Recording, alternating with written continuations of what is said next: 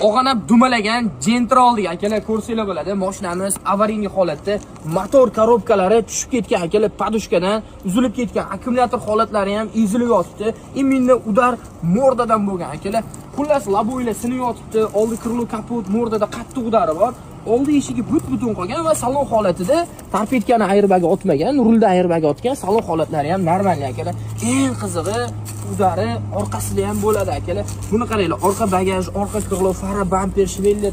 Xullas mashina juda ham qattiq urilgan, og'anagan holatda. Ushbu avtomobilni mana shu holatda sotib olganmiz akalar. Butun O'zbekiston bo'ylab shunaqa pachoqlangan mashinalar olamiz.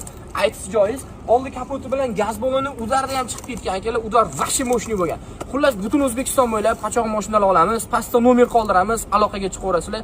Bizga shunaqa urilgan, ta'mirlab bo'lmaydigan avtomobil topib bersanglar, $100 dan $200 gacha suyunchi puli ham beramiz akalar. Bu videoni yaqin do'stingizga jo'natib qo'ying. Sababi shunaqa soqqali ishlarni qilishi mumkin akalar. Pastdagi nomerlarga aloqaga chiqaverasizlar. Pachoq mashinalarni zo'r narxlarda sotib olamiz akalar. O'zingizlarni ehtiyot qilinglar.